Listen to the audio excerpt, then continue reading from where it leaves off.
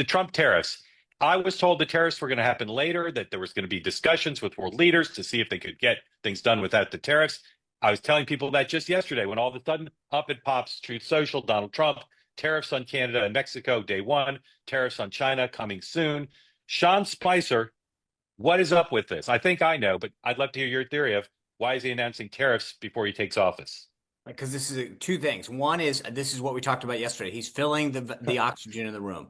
He's made almost all the personnel announcements. Now it's followed by the policy second. I think he wants to get these guys to take action so that he comes into office with a better situation. Dan?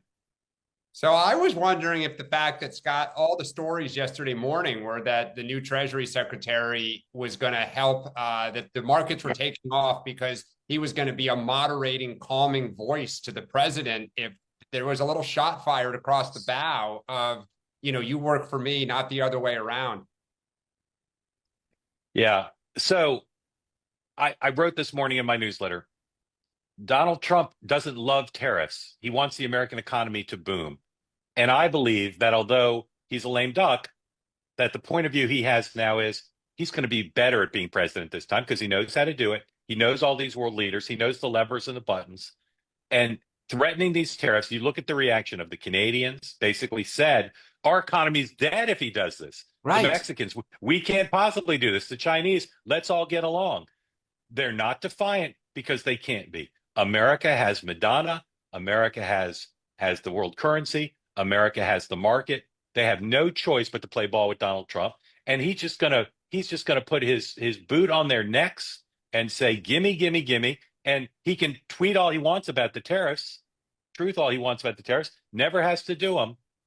But he knows now where the leverage points are. He doesn't know all these world leaders, but he knows their countries. He knows their predecessors. He's going to meet them. And not one of them can stand in the way of Donald Trump without him threatening them. Well, and that's the point. He will cripple their economies. China's economy is even a lot softer than it was when he left office. Without market access, these guys are going to have big problems. This is the same play, by the way, that he made when he reformed NAFTA into USMCA. And I think Trudeau at the time said, I'm not going to play ball. And he said, fine, I'll cut the deal with Mexico. And the next thing you know, he's talking to Obrador. Trudeau calls him and says, yeah, I want back in. The second that they realized that market access was at play, that they were willing to cut through all the bluster and make the deal.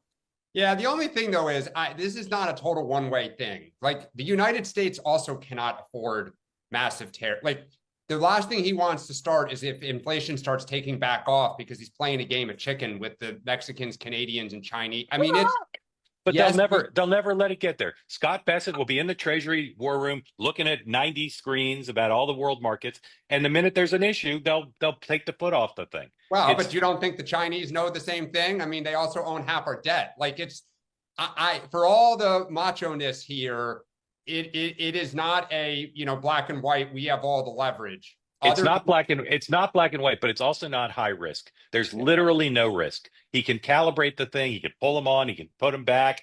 He can take other steps. He can move a carrier. Yeah, but watch the markets today. I don't think there is no risk. I mean, look, one of the things about when he did the tariffs last time was he bought off the whole Midwest by giving subsidies to farmers. He gave exemptions to companies. Like, I hear you. Biden didn't undo them. They didn't cause inflation last time. But I would just caution that this is not like we have everything and the rest of the world is sitting there. We don't have everything, but we have more than anybody else. Let me go back to what I said. You got to remember, the beauty of what he's doing right now is he's playing this out before he becomes president, right? And what he's asking for isn't an economic change. It's a securing the border issue because he wants the fentanyl kept out of the country, right? So the beauty of what he's doing now is if there's any market ramifications, it's on Biden's watch. It's actually a beautiful play. I mean, you got to give credit for that. We as I joke, we only have one president at a time, and currently the president seems to be Donald Trump. Look, the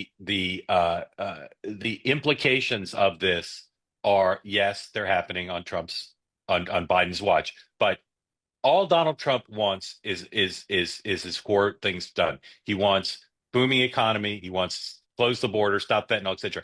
He doesn't have to buy off constituencies anymore because he isn't facing the voters again.